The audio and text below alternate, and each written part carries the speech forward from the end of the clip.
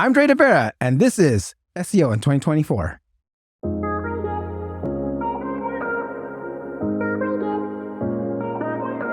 Dre, what's your number one SEO tip for 2024? My number one SEO recommendation for 2024 is to focus on enhancing the experience aspect of EEAT by producing high-quality content that embraces content creator principles. Wow, there is a few mouthfuls in this. Content creator principles. What are content creator principles? Well, this means going beyond traditional on-page optimization and extending your off-page optimization strategy beyond backlinks. I mean, brands must start actively participating in establishing authority by sharing experiences on social platforms like YouTube, TikTok, Instagram, Twitter, Reddit, and Quora. Remember what I told you last year about optimizing YouTube videos was really important to dominating page one pixels? Absolutely. SEO in 2023. Yeah. Well, it turns out there's this cool new feature coming out on Google called Perspectives. And with this new Google Perspective filter in play, creating value-driven, authentic, and creative content across social platforms is important by ensuring it aligns with the targeted keywords and audience interests. Okay, so for SEOs that haven't heard of Google's new Perspectives, what is it? What does it look like, and how do they take advantage of it? Yeah, the new Perspective feature, if you are in the beta access, or sometimes they're testing it out as well, where there's going to be a new filter where it says Perspectives on the top, and it's actually pulling in from different sources. It's actually pulling from websites, high authority websites as their comments, answers from Reddit, answers from Quora, and a bunch of social media platforms, like I mentioned earlier, YouTube, TikTok, Instagram Reels, and even Twitter. Okay, so they're inviting people to be part of it. So that means that they're not just pulling content from any old source at the moment. No. Like even when you look in the filters portion, you can see they may also mention it in their release in Google I/O this past year. They kind of mentioned a few websites that they'll be pulling in from these answers. But can any participant on those particular platforms find their content featured within Perspectives? Yes. This is where the optimization comes into place, which I'll be able to tell you more about when we talk about implementing this cool new tactic to kind of really get into this filter. Brilliant. Okay, well, we can look at a bit different platforms and how to optimize for those platforms certainly as well. But first of all, is there any particular type of query that's more likely to result in a Perspectives listing? Yeah, these are more opinion-based, and which is why you have to so they are questions educational questions, and these are more question-based. With the whole new SGE, it's kind of more of a conversation. They're actually pulling in this experience parts of EEAT into these Perspective filter. Got you. So what they're trying to do is augment what may be seen as the single definitive factual answer with different perspectives, different points of view from creators from different platforms. Yes, that's how I take it as well. Great. Okay. So you mentioned a few platforms there, YouTube, Instagram, TikTok. So what does a creator have to do to optimize their content on these platforms to give themselves an opportunity, a chance of featuring within this Perspectives section? Yeah, of course. So remember last year, so I said, keep making those long form YouTube videos. But also think about what you're saying in them and use the content optimization tools to help you optimize your scripts to target these keywords. This is kind of my main tip from last year. I want you to bring that in, but at the same time, once you create these long form pieces of content or long form videos on YouTube, I want you to repurpose them into vertical shorts that you can then upload to YouTube Shorts, Instagram Reels, and TikTok videos. I mean, Google is pulling this from these sources and displaying them in search results now. And so if you can actually optimize for those platforms, they'll also be pulled into this new filter. Now, I'm sure Google being Google, they will be tempted to want to feature YouTube because they like YouTube. However, you're the man to ask probably this question too. Many people have experimented with shorts, about having shorts on their same channel that they have long form video on. And it's not necessarily a great thing for their channel optimization because perhaps if the user has already watched the long form video, they're not going to watch the short video. And that's perhaps a signal to YouTube that the short video is not very good. So as a shorts creator, do you want to actually publish the shorts on the same channel or select a different channel for that? This would all depend on your, how big your audience is. I mean, if you have a really huge following on your long form content, then definitely separate things out. This is where I see the bigger content creators doing. But when you're just starting out, you can actually, one of the new features that they implemented within Shorts is now that it links to, you can have it linked to the longer form video. So you can actually kind of like interlink your Shorts to your long form videos, which is a great way to also grow your channel for new channels. Superb. Okay, and other channels you mentioned, Instagram, TikTok, but also comments as well from Reddit, Quora, Stack Overflow. So it's not necessarily just video content we're talking about here. No, it's not. And again, it's you're pulling in, they're pulling in perspectives, they're pulling in opinions. And like, I feel that, this is the way I was able to rank videos on YouTube was by optimizing my video scripts, right? Being able to speak it. And I feel this is another way for you to have a chance to optimize. It brings in a new, like off-page optimization. Like when we think off-page optimization, we think about just backlinks. I feel like now you should be able to optimize the content that you put on other websites on, like, let's say like your answer on Reddit. Kind of think about like, what you're writing and kind of incorporate your keywords. Use your favorite content optimization tool if you want to, but that's what I'll be doing. Okay. And to determine the ideal questions, the ideal topics that they should be talking about, they should be recording about to attempt to feature in there, are platforms like Also Asked, people also asked on Google, the best places to go to try and determine what you should be recording about? Yeah, those are definitely some great places to look for questions like, people also ask, and the related questions on what you mentioned. But there's also other places like at Quora and like Reddit that you can also get questions from, because you look at the ones that are more popular. You filter them by the most upvoted or the ones that have the most engagement on Quora. These are great places to find those questions that you can answer that could be related to your content. Okay, great tip there as well. So it doesn't necessarily matter then when you're researching questions, keyword volume. That's not a metric that you're looking at the time. No. These are popular questions that will probably people are also asking. These are just kind of more questions that you're trying to help and provide your perspective. So can any business take advantage of this, or is it only a certain style of business that this type of communication is probably better for? No, the importance of this tip really lies in the timely response of like this evolving landscape of SEO, right? Particularly this new perspectives feature and the addition of the E in EEAT. As the search landscape consistently changes, businesses that want to maintain a solid online presence can continue to and they need to continue and adapt. This tip is not limited to like a specific industry. It's aimed for any business, any individual seeking to optimize their online presence and kind of like establish their authority across different platforms. Okay. So you experience expertise. So you're looking to establish that. Does that mean that Google will be much more likely to feature your content if it's comfortable, if it's confident that you're likely to be an authority within that particular niche then? Yeah. This kind of brings me back to like my brain putting on your value cap as a content creator. This is something like I kind of created. It's an acronym, value cap.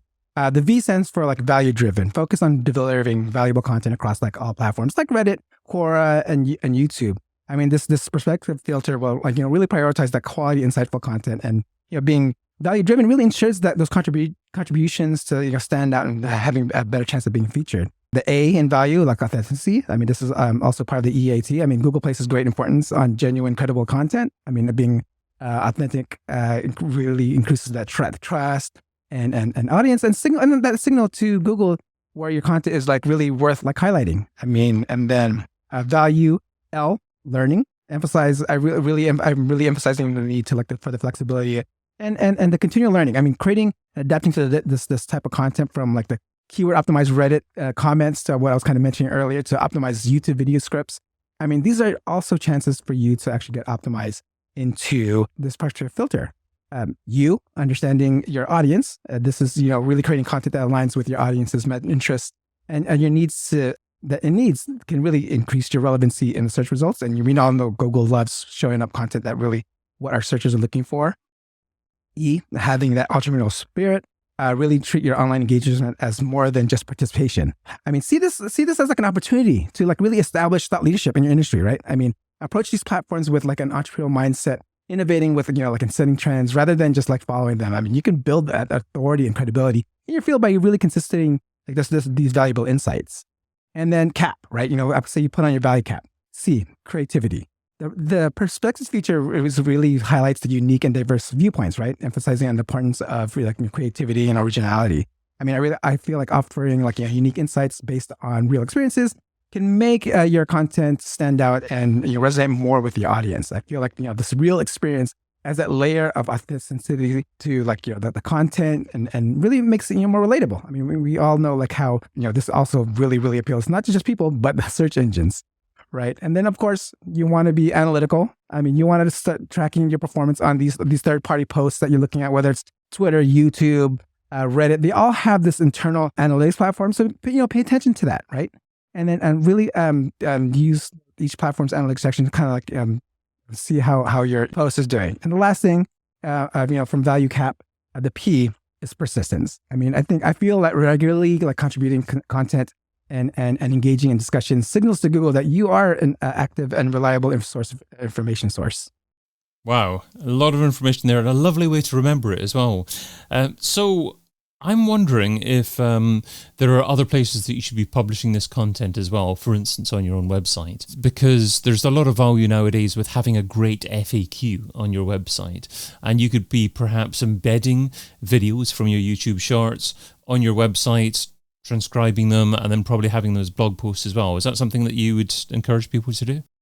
Yes, not only just doing that as well, but also taking it even further, going into schema. And then, if you're sharing your vision, your viewpoint on like, so let's say Reddit, make sure you implement the same as schema. Like this came from, is also, featured here on this Reddit post. So you can actually tie in Google to like, okay, this original viewpoint came from this blog post. And then you can do that to like other platforms as well, like as Quora. Superb.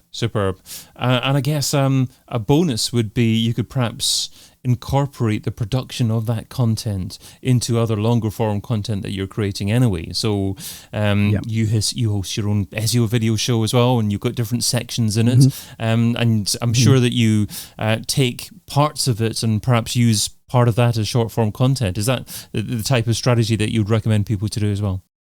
Yeah, I mean, that's what I'm doing right now as well. I mean, like anything that you put out there, if it's, if you can bring it down to less than a minute, definitely create shorts and reels and TikTok videos. I've actually, I just recently just started doing TikTok because of this filter. And I was amazed of how much more visibility I was getting than I was, than I'm getting on YouTube Shorts. So I was like, and it's the same content. I just upload it there. I mean, I don't have, I'm working on my SEO video show Instagram with the first strategy there, but I mean, I'm taking advantage of TikTok since it's the first time getting on there. I started uploading all my YouTube shorts there, and the amount of views I get on there is like within minutes is like what I would get in like a few days on YouTube. Wow. Okay. And there's no difference in terms of form? I mean, I take it's a vertical video, but are you doing anything differently in terms of overlaying text on top of it to be more engaging for TikTok? Yeah. I mean, I do that also with YouTube Shorts. I feel that's the best practice for anyone that's going YouTube Shorts. And also, like, even if you're doing long form videos, putting that text in the first 5 seconds so people can actually see it, like in the previews and stuff like that, is a great tip. Why you should kind of maybe put text within the first 5 seconds, and which is why I also do it on short form videos. Love it. Okay, so we're talking about a specific form of content here as well that you can certainly incorporate into your strategy, perhaps without doing anything too much additional if you're already producing that long form content. Now, we've also been talking in other episodes of SEO in 2024 a lot about AI and AI's involvement in the production of content as well.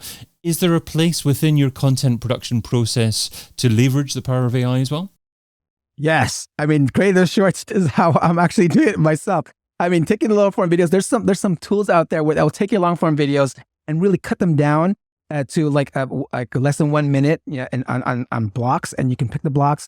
It'll know when, like, if you're interviewing someone, it'll actually know who's speaking, and it can kind of bring their video in there. So there's a bunch of tools out there that you can check out, and some of them are even free. Yeah, absolutely. I mean, I've been trying that myself a little bit. So obviously, these tools are evolving all the time, getting better and better. Mm-hmm. One tool that I'm quite enjoying at the moment is Vidyo.ai, Vidyo.ai, and they seem to be doing a really good job of selecting the right moment in the video. And with a 2-hour live stream, for instance, I've uploaded it to there and created 90 social clips from that 2-hour live stream. So it's absolutely incredible the volume of content that you can get from long form video content. Love it, love it. And then the one thing I would I would also kind of throw in there is Opus, and they actually kind of define themselves as AI powered video repurposing. So that's what I feel like, using tools like that can really streamline your way to even optimize for repurposing your content. Great shout out as well. Opus I've tried as well. I ended up gravitating to the other one as well, but it's great to try out different things just to see if see what's right for your needs. So if an SEO is struggling for time, what should they stop doing right now so they can spend more time doing what you suggest in 2024? Yes. What SEOs need to stop doing, stop checking your where your site appears when Google on Google, and also panic when when keyword change, when they have Google updates. I mean, stop really checking into your Google Search Console every day just to see where you're ranking or your rank checkers. I mean, instead of doing that, spend more time making great content with the value cap mindset, and with creating great content for both Google and people. It will make people happy. Okay, good stuff. What about if you've got some boss who's constantly asking you for metrics? What would you tell them if you're advising them not to spend so long looking at metrics? I would actually go into what I'm working on and say, let's remember when I mentioned the third-party tools has their own analytical platforms. Brent, if you are working on this tip that I'm working on, show them the how much visibility that they're getting, because I mean, obviously this cannot directly relate to let's say rankings. But it is, we're giving you more brand visibility, and it's also, optimizing for, we're thinking ahead here. We're kind of for SEO in 2024, if you want to dominate first page of Google with more pixels, you have to kind of create this type of content and understand the search landscape. Dre de Vera, aka Dre de Vera, is host and producer of the SEO video show, and you can find him over at paulandre.com. Dre, thanks so much for being part of SEO in 2024. Thank you very much, David Bain. I've been your host, David Bain. Get your copy of SEO in 2024, the book, over at SEOin2024.com.